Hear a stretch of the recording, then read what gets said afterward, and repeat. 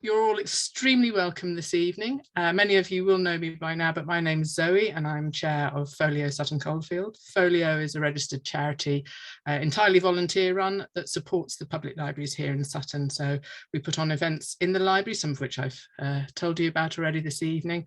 And we also encourage people to engage with library resources and become library members. Before COVID, we used to run talks in the library that people would attend. Obviously, with the pandemic, we've moved that online, and it's proved so successful that we're continuing that. And I'm extremely grateful to a private benefactor from Wild Green Rotary Club who's enabled us to upgrade our Zoom package so that we can give these talks online. So thank you to them. As if by magic, our speaker for this evening is hopefully going to appear on screen.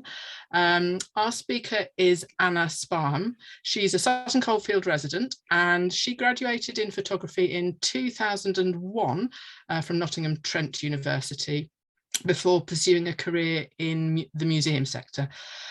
She was for about 15 years, bit less than that, but about that time, the Curator of Photographs at the Museum of London. And then she returned to Birmingham, and we're very lucky to have her here now in Sutton. So she's currently working as an independent photography curator, researcher, and photographic artist. She's also the co-director of a community interest company called Developed in Birmingham, which she may tell us a little bit about later because it's linked to photography. So without further ado, I would like everyone please to give an extremely warm welcome to this evening's speaker, Anna Sparham, and I'm going to hand over to her and you can take it away, Anna. Thank you very much. Thank you, Zoe. Thanks for the introduction and for inviting me. Okay, so yes, I moved back to Birmingham in April 2019. And while I'm originally from Sutton, my connection to the park was limited to just a handful of fleeting memories really from childhood, mostly. Paddling by town gate, getting stuck in the mud to the extent I lost my wellies, a dawn walk with my brownies pack, and then later taking my own kids there on trips back home to visit the grandparents.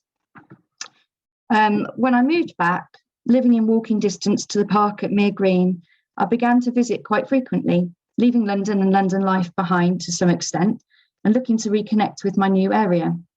I immediately recognised, as we all clearly do, the incredible value of the park to our health and well-being, and for me, my artistic eye. My dad handed me this vintage map, which was brilliant, and I sort of thought about the many walks I could do in my spare time, but also started sort of thinking about a project that could come from it. So I began to dream up this idea for me to develop, somehow finding a way to join my previous curatorial experience with this new start. I'd longed to pursue photography again for myself. It's now 20 years since I graduated with photography, and in all those years of working with other photographers' work, both old and contemporary, I felt it had sunken in somewhere in my creative mind, and I was eager to take that opportunity up and do something with it, if only I could get the funding for a camera at the very least. So around my new bits of freelance work and new acquaintances, I was introduced to the Arts Council's Developing Your Creative Practice funding pot, which is aimed at individuals. So I started to dream up and conceive how I might go about applying. I'd not done something like this before. Any funding applications I'd done that I'd contributed to had been on behalf of the museum. So this time I was very much on my own. So I submitted my first application for their February 2020 deadline. And well, we know exactly what happened by March 2020.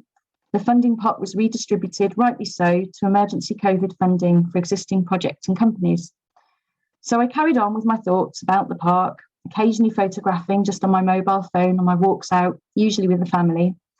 My son here on the photograph in his face mask at the beginning of this year in lockdown in Sutton Park. I'd reapplied to the funding when it reopened and had been rejected just before this photograph was taken, actually. But on the third attempt, by then a twice rewritten concept and aim, I was successful. So on screen are some of my intentions, basically. The funding is very much aimed at exploration, development, and making a sea change in career. So I'm only about halfway through and really keen to be out there every day, but of course work doesn't always permit that. But I'm looking forward to stepping this up now. So part of this project, well, all of this project has been about me kickstarting my own photography practice again. So teaching myself, or completely reteaching myself, analog processes. It's years since I've developed a film. I've never used a 5.4 large format camera, and I was keen to do so, really to kind of test myself and challenge myself with the technical side. And I was also keen to develop some interest and expertise in alternative processes. So cyanotype is one of those, alongside digital imaging. Finally got myself the digital camera that I'd wanted. And alongside that, I wanted to do bring my curatorial experience to the Midlands and hopefully kind of find and research historic photographs of the park that are held in public collections around the UK. And in doing all of this, I was hoping to basically re-establish my role and my position as a career, uniting all of these together now that I'm in the Midlands. So to look at the historic aspects, the historic photographs aspects of the project, these 3 points are my aim. Which public archives collections hold photographs of the park? What do such photographs depict? And for what purpose were they made? And do we know by whom? I think as a curator of photographs, you do more than look at the content, just the content of the image. I often want to know its purpose and its context. So that kind of lies behind all of this. I thought it would be good to get a sense of where this super significant park sits in local collections and hopefully further afield. The stereoscopic image here is my own.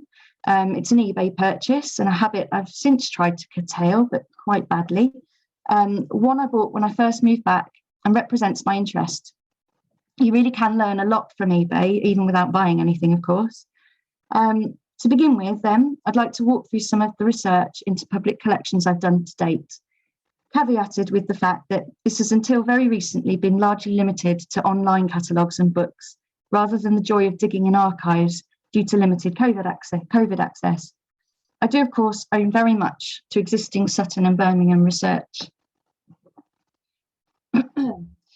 I'll start then with some images that are indeed held in several archives and libraries, nationally and internationally, because they exist in an important printed publication called Sunshine in the Country, a book of rural poetry published in 1861. The book holds 20 mounted albumen prints to accompany the 102 poems, stating in the front, embellished with photographs from nature, 1861.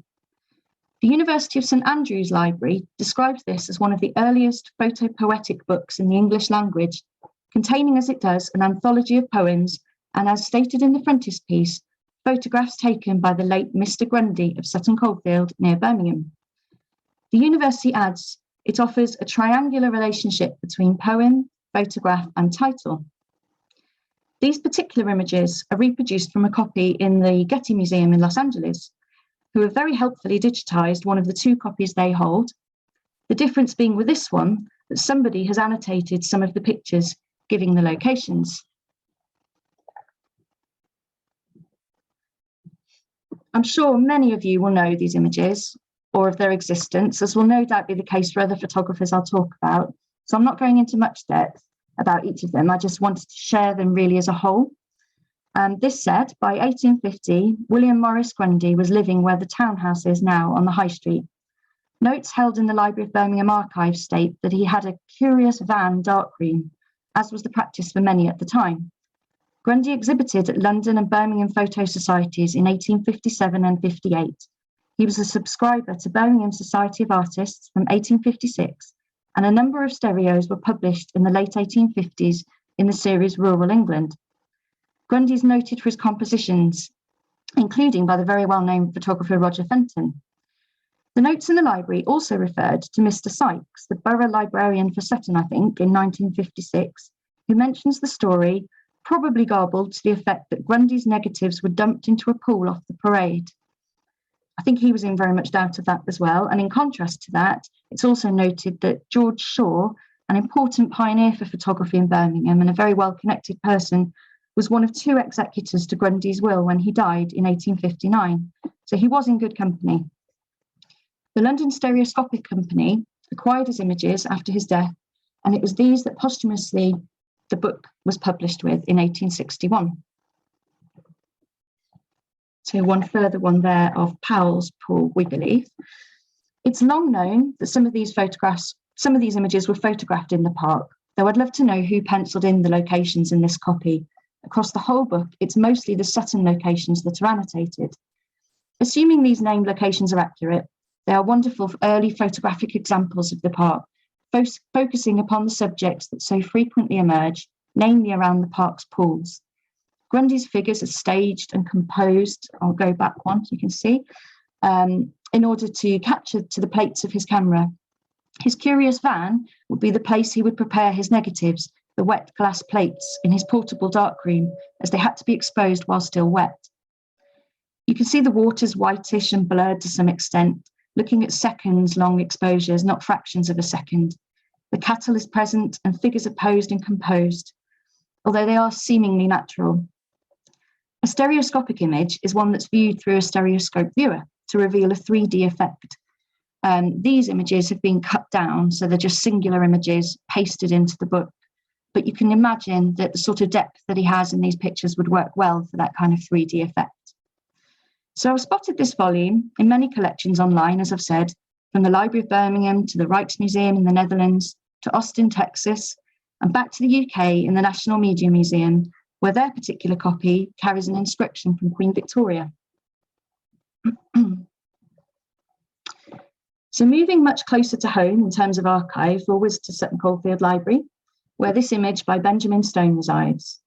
So fast forwarding 30 years, roughly, to 1888, and Benjamin Stone will no doubt be very familiar to many listening. Between 1890 and 1910, the Conservative MP Sir Benjamin Stone was a household name. He held nicknames including the Knight of the Camera because of his renowned activities as an amateur photographer. And it's from a publication of that name, the Knight of the Camera, by the late and very great Pete James, once Curator of Photographs at the Library of Birmingham, that I'm drawing the fact that it's thought he spent £30,000 on photography during his lifetime.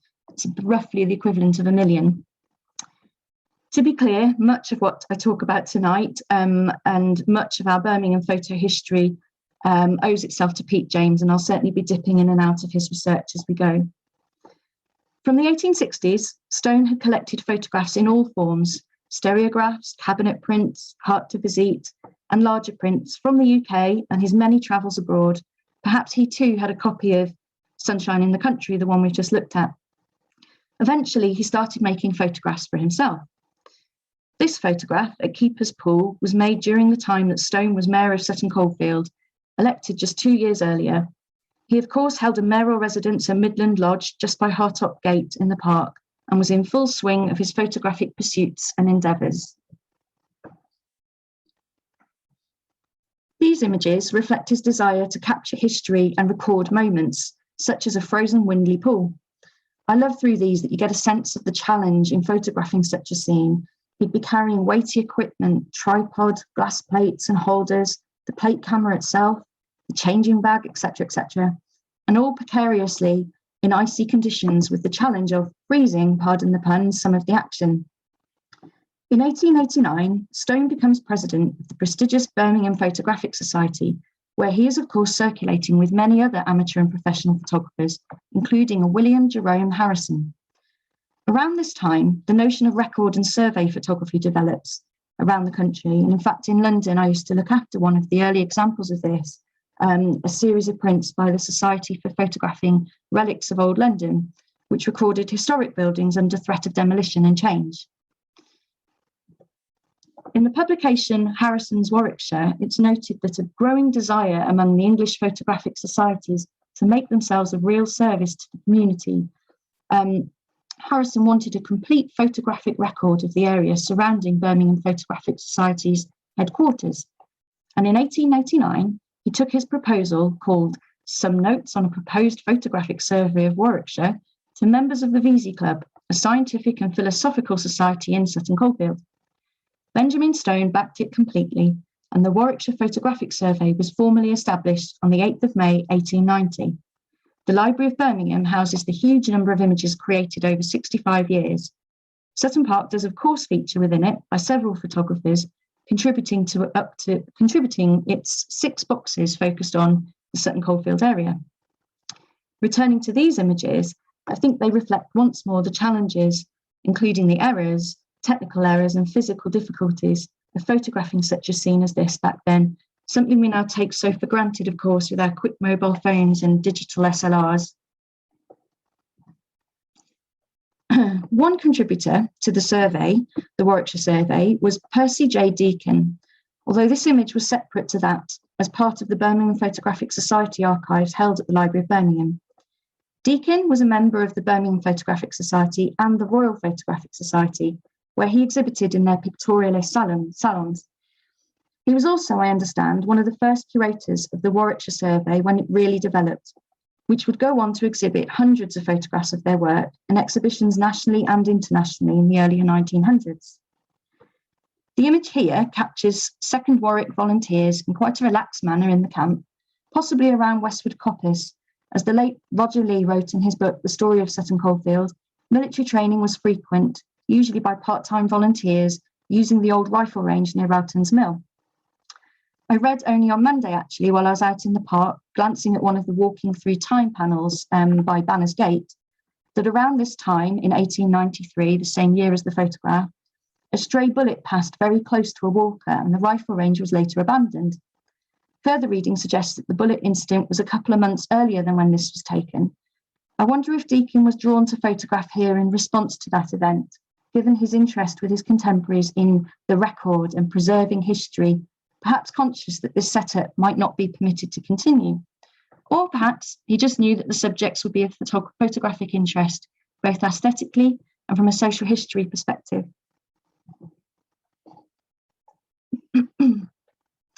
Another contributor to the survey was John, I'm going to get his name wrong, John Cruis Richards of Bourneville. He was trained as an artist in stained glass, but took up photography in 1890, joining the Birmingham Photographic Society and the Royal Photographic Society. These images are from a set recording a trip to Sutton Park, organised by the Birmingham Cinderella Club in 1898. Rather than a focus on the landscape here, then, we've got close-up portraits of these young children. I've seen these photographs in the study centre at the library, and they're really striking for their detail, their proximity, and their quality as carbon prints. The child at the bottom, centre bottom here, his clothes just clinging together really comes across. These photographs, like so many of the era, would have likely served a purpose both as a record for the survey and as probably fundraising material. Shared and exhibited to encourage donations, I imagine. In fact, one of the photographs does show 2 children posing with collection boxes. The Cinderella Club was founded around 1889 across several cities with the aim of providing food and entertainment once a week to the poorest children. So here we have photographs that capture the extreme poverty of the era in Birmingham, contrasting with the fresh air and beauty of the park setting, taken for the purpose of record and likely sharing, as I said. They, of course, focus less on the surroundings of the park and more on the individuals, but the context is quite clear. 5 years after these photographs were taken, Cruis Jones joined the Linked Ring Brotherhood, which was a significant movement in photographic history. And I realise that I'm missing my image for this one.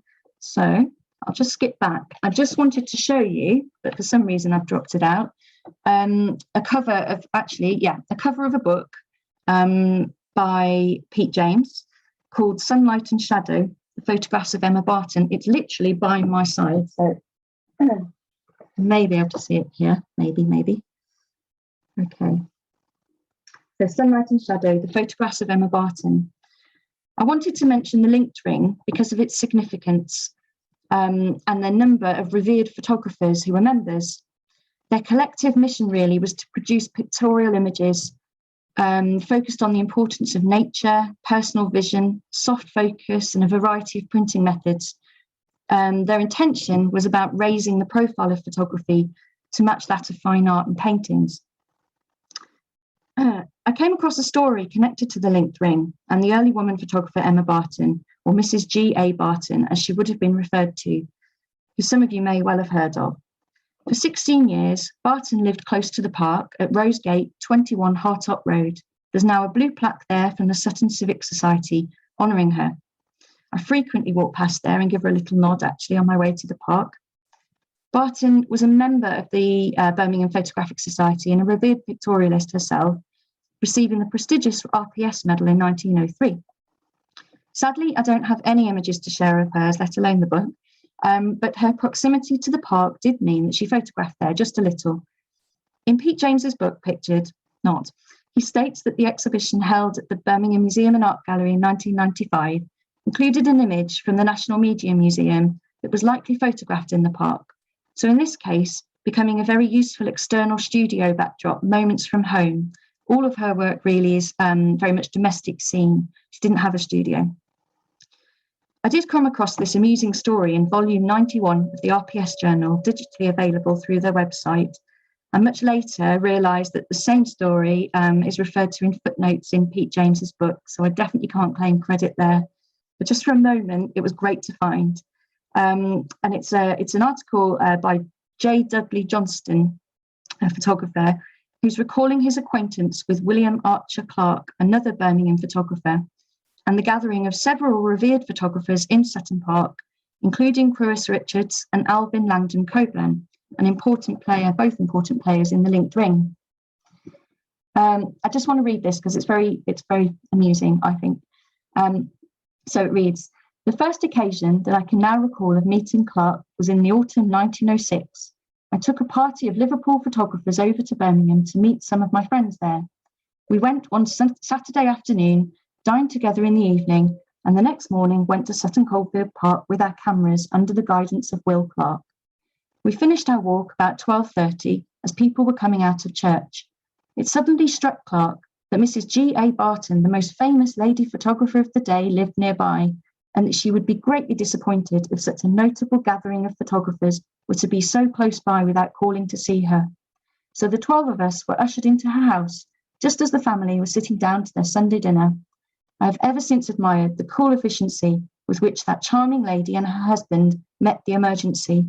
She would not hear of us departing unfed in spite of our protests, so their children were packed off and their dinners given to the hungry crowd."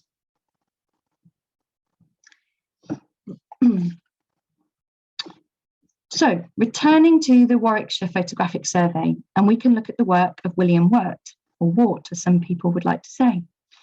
These images were taken just before the survey was formed, but will have been accepted and absorbed into it by the committee. An advert in Photography magazine, December 22nd, 1892, notes that Wirt lent his negatives of the area to the Warwickshire Photographic Survey, and this was commented on as of great assistance. Wirt lived locally in Sutton Coldfield at the time of these photographs. This is Keeper's Cottage by Bracebridge. If you look at the originals, which are in the Library of Birmingham, you can see through the series, or a few of them, a little dog features quite frequently in the foreground, perhaps the photographer's own. They're of very much known locations, the pools, the glades, the gates. They're really beautiful prints to look at in person, at approximately 10 by 8 size. So they're contact printed from the original negatives for the survey.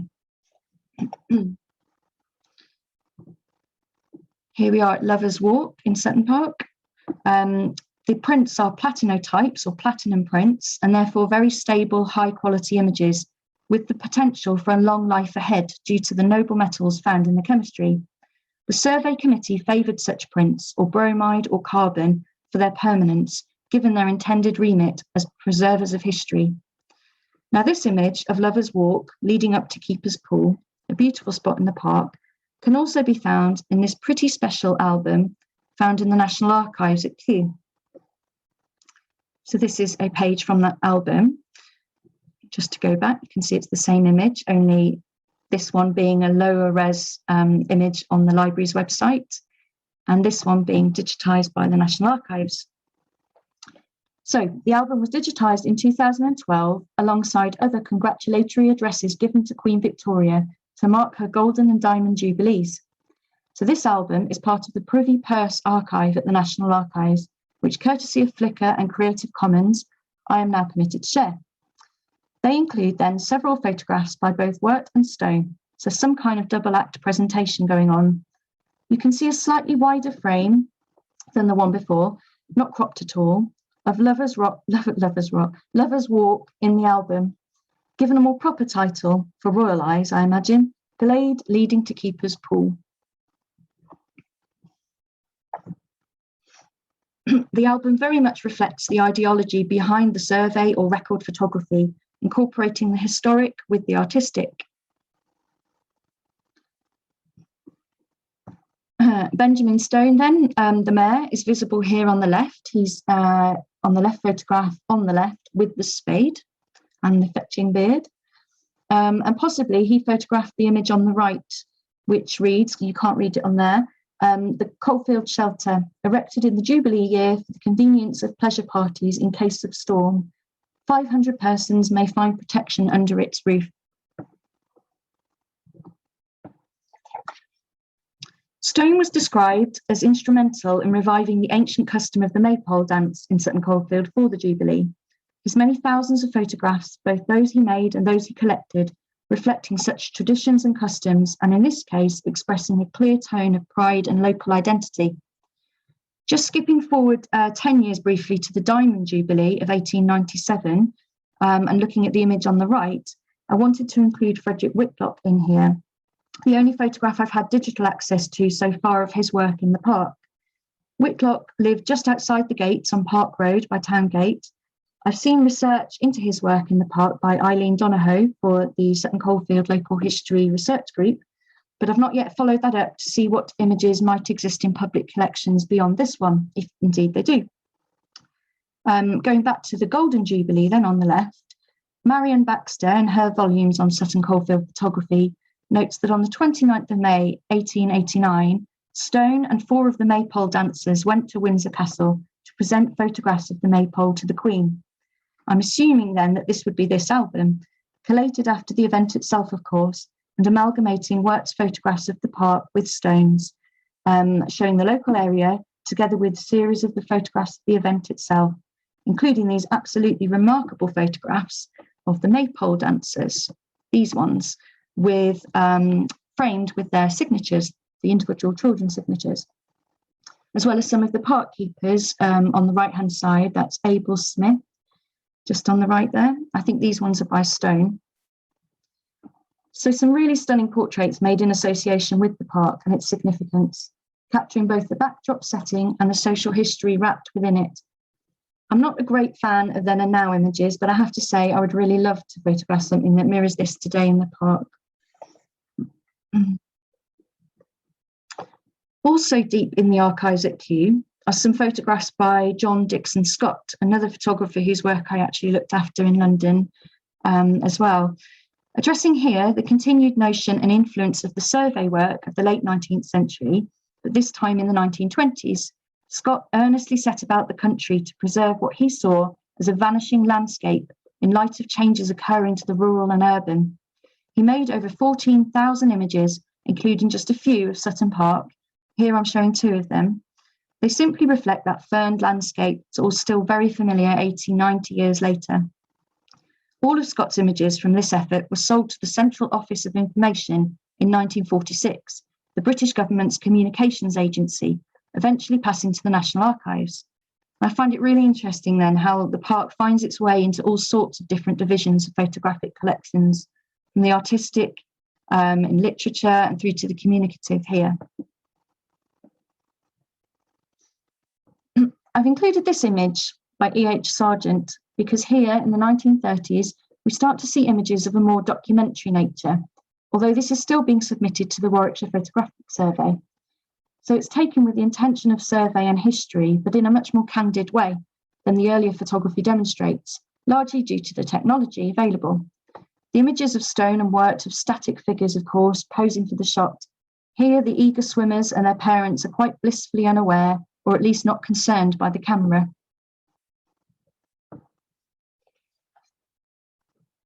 Leaping forward to the 50s, and we can take a look at some further documentary photography. So finally leaving the survey photography behind, a subject matter that frequently appeals to photographers, much like marketplaces or beaches, is the fairground, often for the quirkiness, but also because people are busily engaged with goings-on, less aware of the camera, allowing for those less posed images. There are quite a number of these images at the National Fairground and Circus Archives in the University of Sheffield. I'm just able to show a couple from Lionel Bath and Arthur Jones, probably using handheld cameras. Arthur Jones' image on the right is most likely a medium format camera, such as a Rolleiflex. Just going by the square format and the waist height, you can tell he's shooting from, which is how you would hold this kind of camera. I've learned from the website of the National Fairground and Circus Archives at the University of Sheffield that Arthur was the librarian of the original fairground enthusiast organisation, the Friendship Circle of Showland Fans. He would coordinate the borrowing of photographic albums and books and was also clearly a photographer. He took his own photographs, a lot around his Burton-on-Trent base, not widely circulated apart from his more obvious images of rides, organs and engines. He had a keen eye and fascination for documenting the social scene of the fairgrounds. Lionel Bath was also a great enthusiast both for the fairgrounds and photography, amassing thousands of photographs now deposited at the university. I'm only showing two here, but there are, as I said, many more available, and it's quite an interesting look, actually.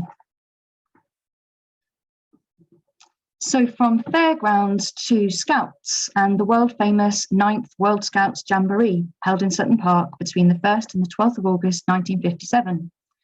Over 33,000 people camped at the site, with an additional 17,000 British Scouts camping within a short distance, bringing the daily total of participants to around 50,000. You don't need me to tell you how much photography was created and shared of this event in the park, and now likely preserved the globe over, from photographic agencies through to many people's lofts, I'm sure. I wanted to share these with you from Historic England and their collections because I have permission. The photographer is unknown, but they exist within an album containing 296 photographic prints and 4 postcards documenting sites and events in the Midlands between around 1940 and 1964. I really love these photographs, particularly the one on the left. I'd urge you to look at the descriptions. Many of them are not digitised, but the descriptions are quite amusing anyway, including these roasting pigs on spits, and you get a feel for the scene. Existence of this event will then be in photographic print, printed ephemera, postcards. I'd like to come back to postcards in particular, as they're such a dominant form of photography collections. But yes, these ones I think we will settle with for the Scouts.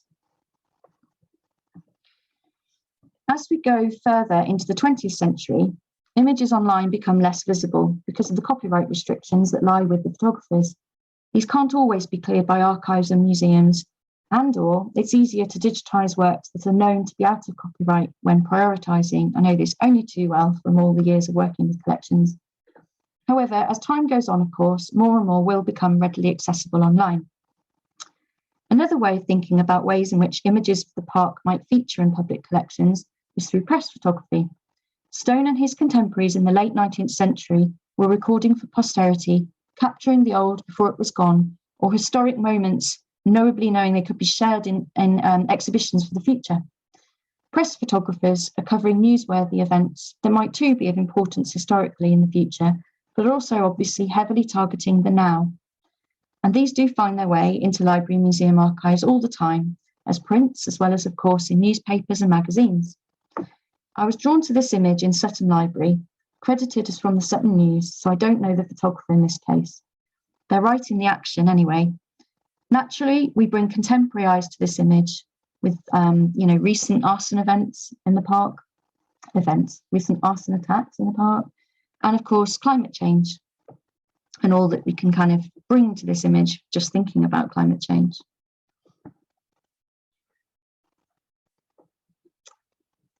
At the turn of the 20th century, when photographs were only beginning to filter into newspapers and journals in place of drawings and engravings, there was a market for newsworthy stories in the form of postcards, with several deliveries made a day. So I couldn't resist sharing with you this postcard, which, to my knowledge, is not in a public collection, so I am cheating, but does illustrate the point well. It's by James Spate, who many will have heard of, as Folio had 2 excellent recent talks on his work by John Frisson, who's kindly lent me this image. And and James Spate was a Sutton Coldfield photographer with a studio in the Parade.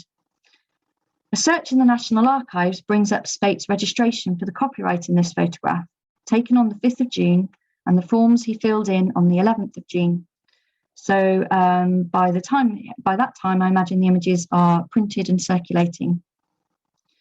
So such press photographs may be encountered in other forms, as I say, but it's worth holding on to the postcard format for a minute, as again, newsworthy or not, these can be quite plentiful in collections, and I do think they're quite often underappreciated. I suspect the one by Spate is a real photographic postcard, i.e. printed in a darkroom rather than mechanically mass-produced, lending it a further value. Postcards as affordable forms of photographs are found in many collections, and I'm a bit of a fan. This one on the left is reproduced from Sutton Library of Blackroot Pool, and taken, written on there in 1903. Publishers would often purchase the copyright in an image in order to reproduce and sell themselves. The same image might be produced differently by multiple publishers. The one on the left, 1903, I don't know the name on the back, the photographer's name on the back. The image on the right is one of my naughty eBay purchases and is credited with being published by E.S. Baker and Son of 154 Bristol Road, Birmingham. Other postcards I've seen on eBay show Baker and Durant publishers, stationers, who are Sutton Coldfield based, I believe, producing these works together. I love coincidences, and I can't help sharing this one. The postcard I own on the right was posted on October the 21st at 7:15, 1905. So exactly 116 years ago to almost the hour. That's not going to work well on the recorded version of the talk, but never mind. Some further postcards by James Valentine and Sons. Very familiar, ubiquitous name perhaps in postcards. In 1897, this long-established photographic firm decided to enter into topographical view postcards, which were immensely popular, as I mentioned. From the turn of the century, they would employ photographers to work on location during spring through to autumn, and then process their images over the winter. Top left image registered in 1907, before they started to make real photographic postcards. The bottom left one registered around 1912, and the one on the right, 1939. A silver gelatin photographic print, slightly taller proportions using the original negative, can be found in the Valentine's collection at St Andrews University. The Valentine's collection consists of about a fifth of what they actually produced and resides at the University of St Andrews, whose state, at its height, Valentine's collection of original monochrome negatives with views from Land's End to John O'Groats, as well as many places overseas, was without doubt the largest and most universal ever established in Great Britain. So the mind really wonders at how far and wide such images of the park might have found themselves in private and public collections. So I'm going to leave behind my historic research aspect of my project and just talk a little bit about my own photography for a minute. So this is my 5x4 camera. It's an Intrepid camera. It's a new contemporary camera, not an old one, but it's sort of modelled on that. But does have the extra benefit of being very lightweight. This said, if you see me walking around the park with this and all the other gear that comes with it, it doesn't feel very light. But I've begun to use the 5.4 camera for the first time, just about getting the swing of it over the last couple of months. And what it allows me to do is produce negatives that are 5x4 inches. And in my little makeshift darkroom I've set up in the spare room at home, at the moment, just make some contact prints, which look a bit like this.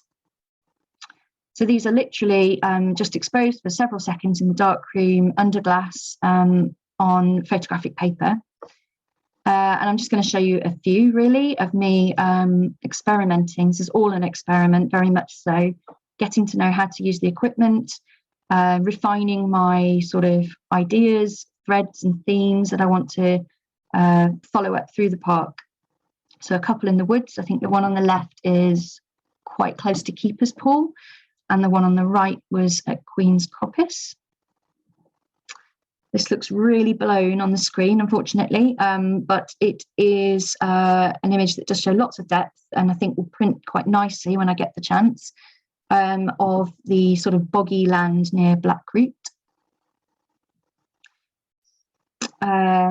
This is Bracebridge on the left, and Blackroot on the right with the little paddle boats. The pools, from the moment I sort of started photographing the park, as for many people, are a bit of an attraction. Not just the kind of picturesque views, which obviously this camera kind of lends itself to, but also I'm really interested in the kind of edges, and I'll come back to that in a minute. This one at Keeper's Pool.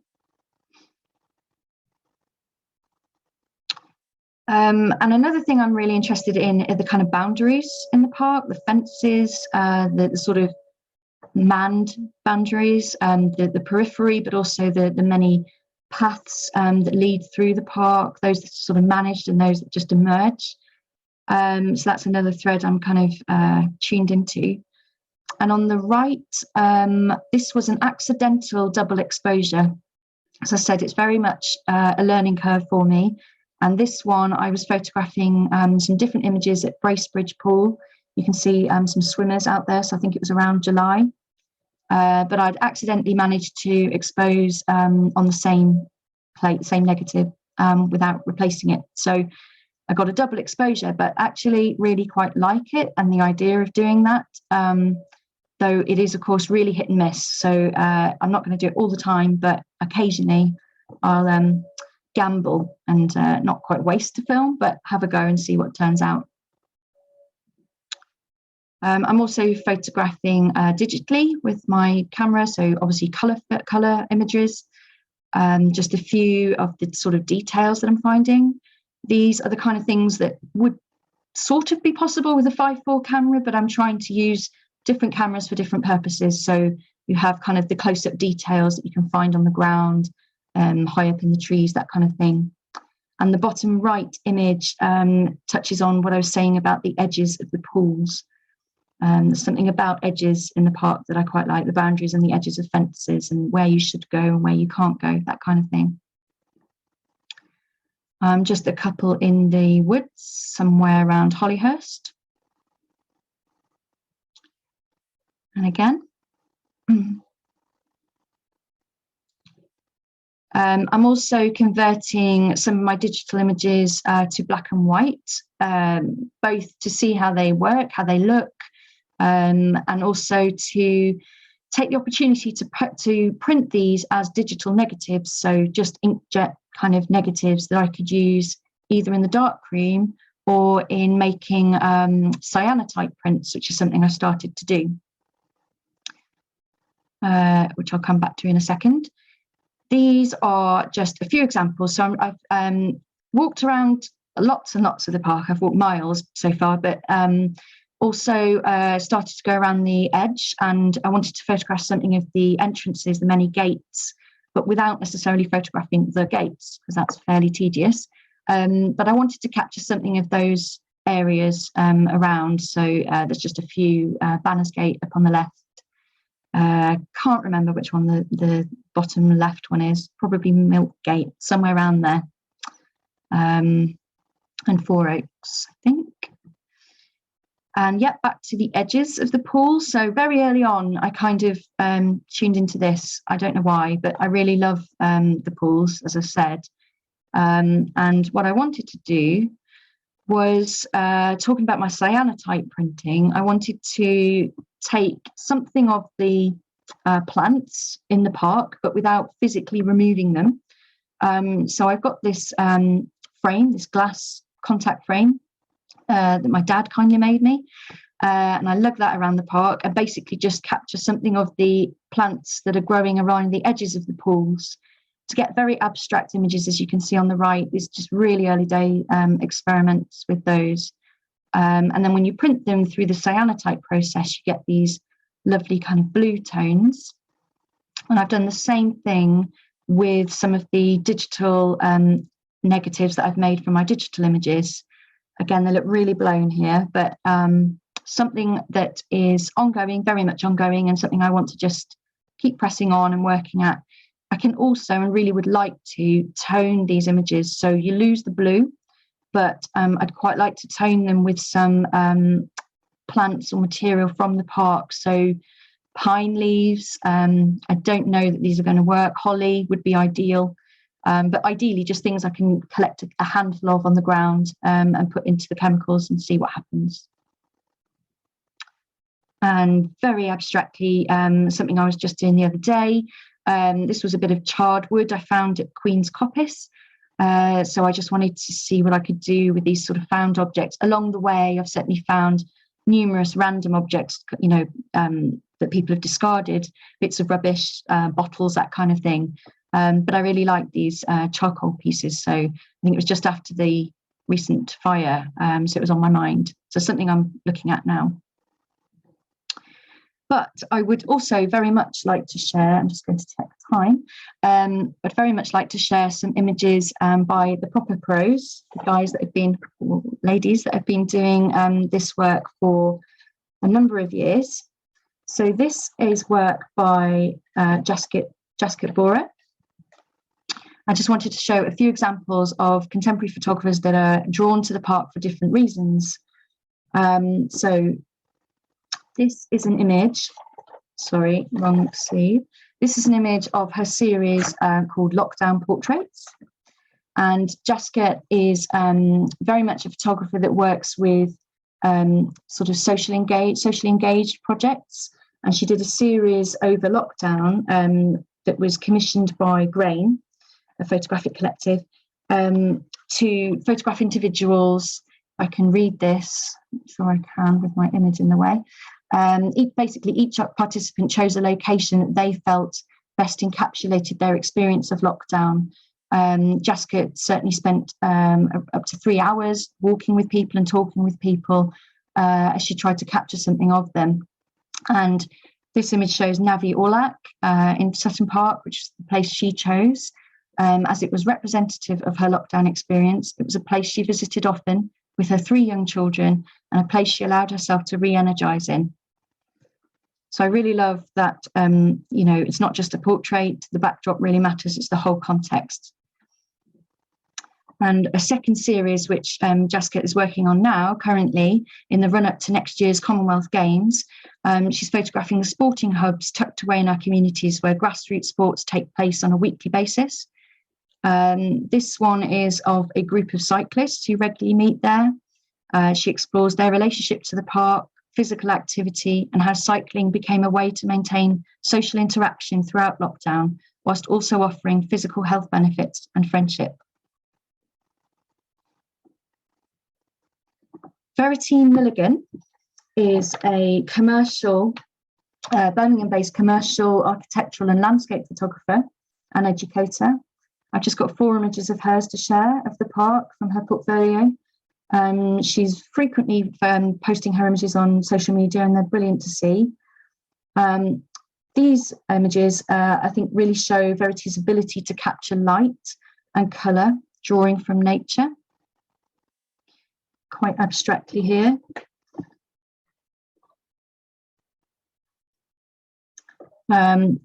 She's chasing through the seasons, as many of us are, looking for the sort of ideal blend of ingredients to make her frames.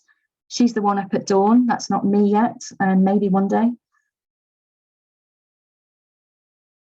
It's the opportunity to capture moments, whether these moments are never to be repeated or changing light over a beautiful vista. You'll find me presiding over the precipice, capturing and crafting. And this image is by Dave Donnelly, who's a highly accomplished photographer living locally, who I randomly met only recently. We somehow ended up talking about Sutton Park, and so I found out that his wonderful creative images of the park and his interest there. So the key thing to observe here is that Dave's use of infrared, having had his camera converted so that it can capture what the eye can't see in the visual spectrum. In black and white photography, the green of the grass and the leaves glows white as they reflect the greatest amount of infrared light.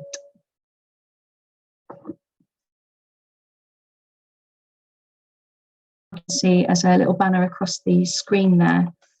See if I can close it.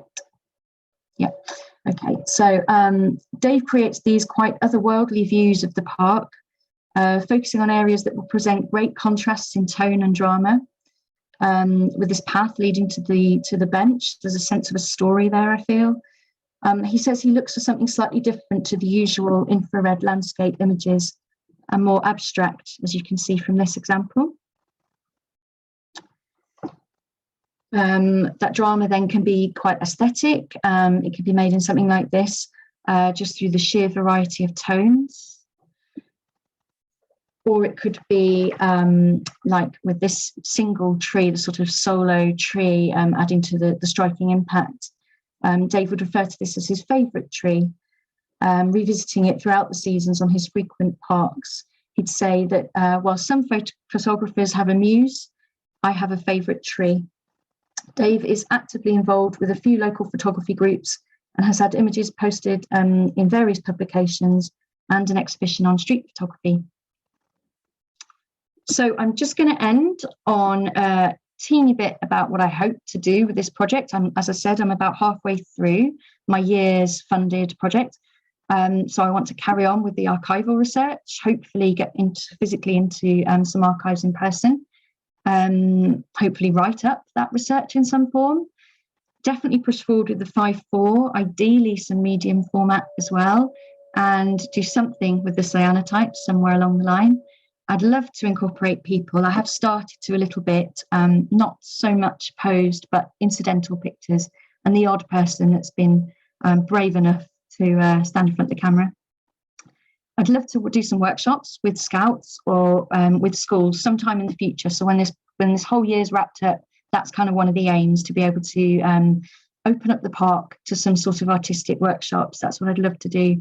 And in an ideal world, have some images, photographs in situ in the park that people could appreciate as they're immersed in the space. I will just very quickly mention Developed in Birmingham on the right, which is the community interest company I am a co-director of with Joe Gain and Philip Singleton. I mention it because mainly our remit is very much doing, as I've just explained, workshops, exhibitions, basically trying to bring historic photography to light, historic photography of Birmingham, the history of Birmingham photography to light through contemporary workshops and exhibitions and commissions. So maybe I will take these kind of workshops and my experience in the park through the company, see what we can do there, if not on my own. And I think that's it for now. I stop sharing. Brilliant, Anna. Thank you ever so much. You know, I've done quite a lot of research into photographs of Sutton and Sutton Park as well, and yet still tonight you had so many ones that I've never seen before. So it was very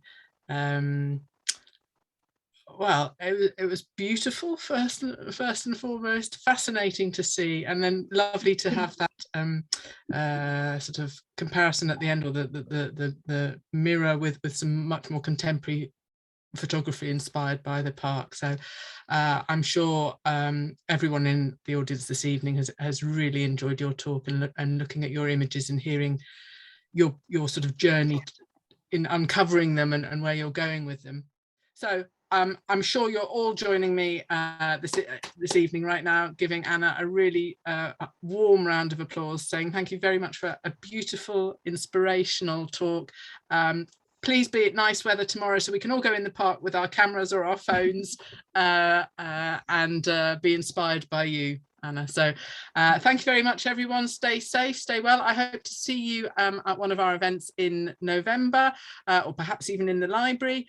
And that's it for this evening. Thank you. Good night. Thank you.